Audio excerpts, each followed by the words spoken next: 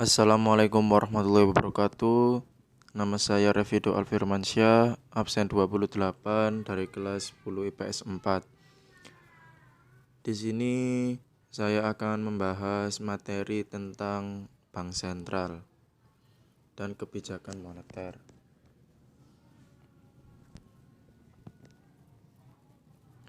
Bank sentral atau bank di Indonesia. Bank Indonesia atau BI sebagai bank sentral berdasarkan pasal 4 ayat 1 Undang-Undang Republik Indonesia nomor 23 tahun 1999 itu lembaga negara yang independen. Tujuan Bank Indonesia sendiri adalah mencapai dan memelihara kestabilan nilai rupiah. Bank sentral memiliki kegiatan intermediasi atau keuangan untuk menerima simpanan dan meminjamkan uang, seperti yang dilakukan bank pada umumnya. Sejarah dari Bank Indonesia sendiri, berdasarkan UU Bank Indonesia dalam kurung UU nomor 11 tahun 1953, Bank Indonesia lahir sebagai hasil nasionalisasi The Javas Bank. Melalui UU nomor 13 tahun 1968 tentang Bank Sentral, peran Bank Indonesia sebagai Bank Sentral. 17 Mei tahun 2000, UU nomor 23 tahun 1999 ditetapkan sebagai pengganti UU nomor 13 tahun 1968. Isinya antara lain adalah memberikan status dan kedudukan Bank Indonesia sebagai bank sentral yang independen dan bebas dari campur tangan pihak luar termasuk pemerintah. Tugas dari bank sentral sendiri adalah menetapkan dan melaksanakan kewajiban moneter. Bank Indonesia memiliki wewenang 1. Menetapkan sarana-sarana moneter dengan memperhatikan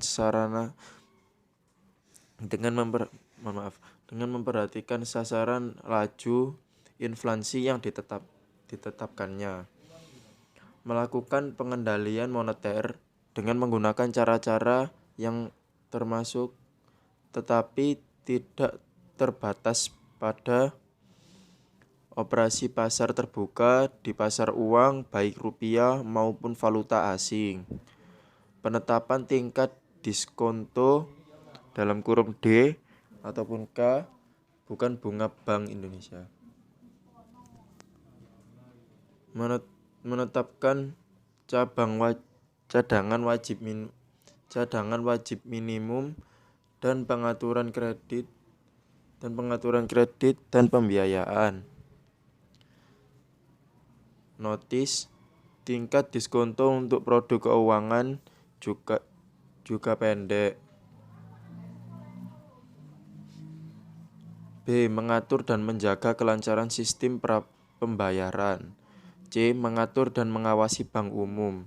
Bank Indonesia memiliki wewenang menetapkan peraturan, memberikan dan mencabut izin atas kelembagaan dan kegiatan usaha tertentu dari bank, melaksanakan pengawasan bank dan mengenakan sanksi terhadap bank. Tingkat operasi bank sentral. Operasi pasar terbuka, tingkat diskonto, ketentuan cadangan, termasuk dalam instrumen. Target menengah, penawaran uang tingkat suku bunga cadangan. Target akhir, tingkat harga stabil,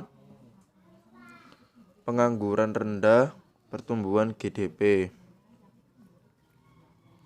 Tanggung jawab bank sentral sendiri adalah bank sentral sebagai bank pemerintah, mengurus dan mengolah pengeluaran dan pendapatan pemerintah.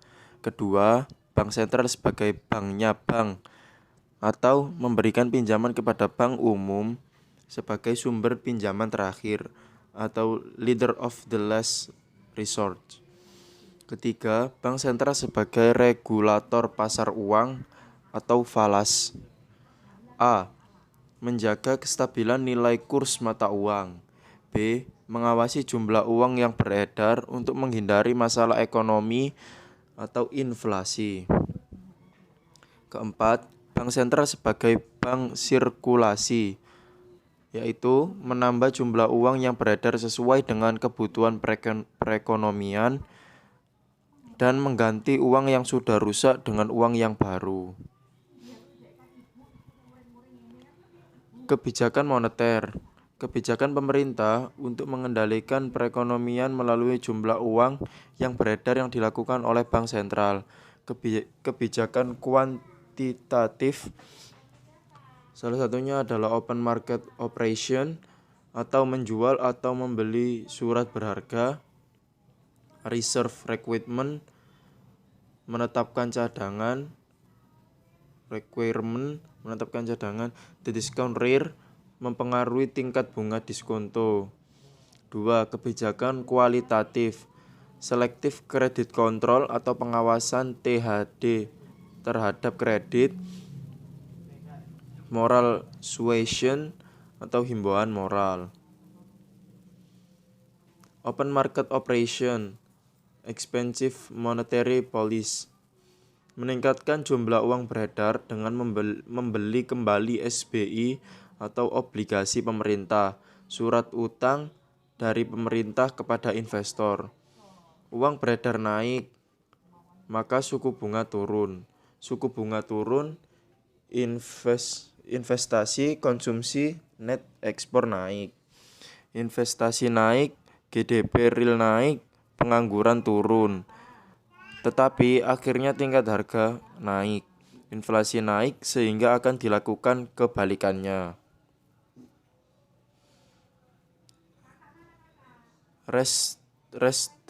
Restrictive monetary policy, tight money policy atau kebalikan dari OPM, menjual SBI atau obligasi dari pasar, maka uang yang beredar turun.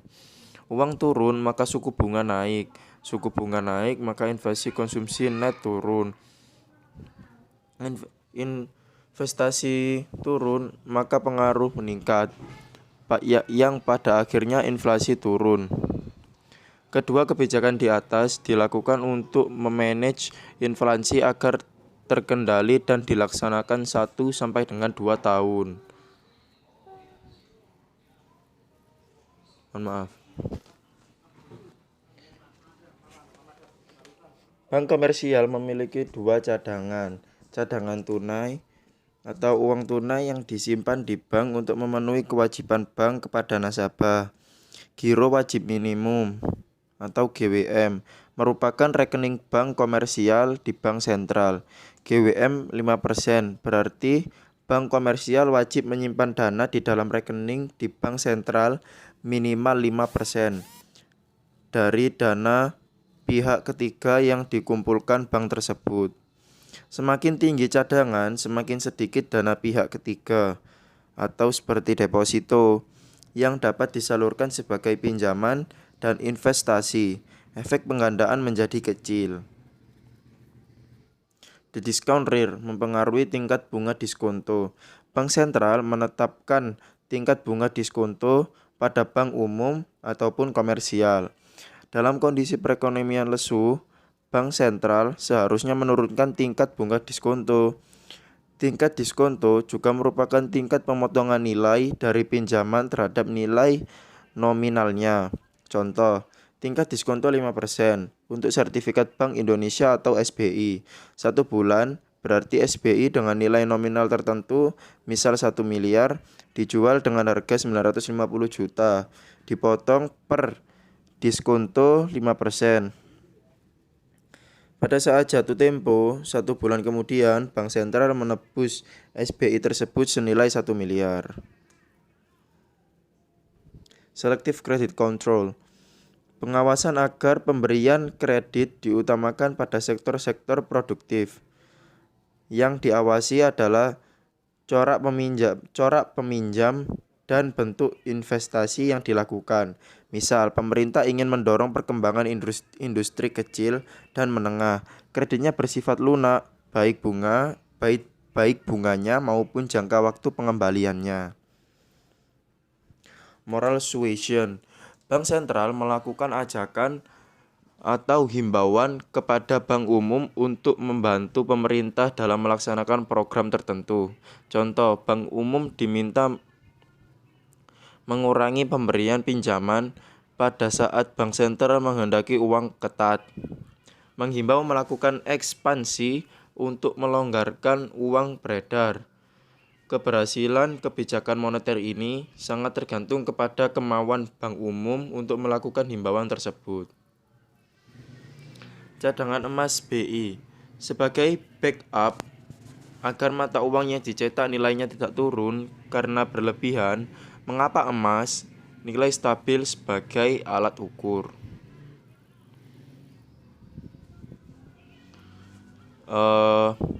Sampai di sini materi tentang bank sentral yang saya sampaikan. Mohon maaf jika ada kekurangan dan salah kata.